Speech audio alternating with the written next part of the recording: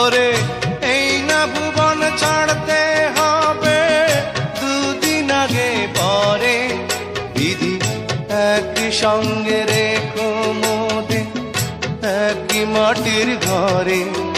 আমি ওই না ঘরে থাকতে একা পারবো না গো পারবো না।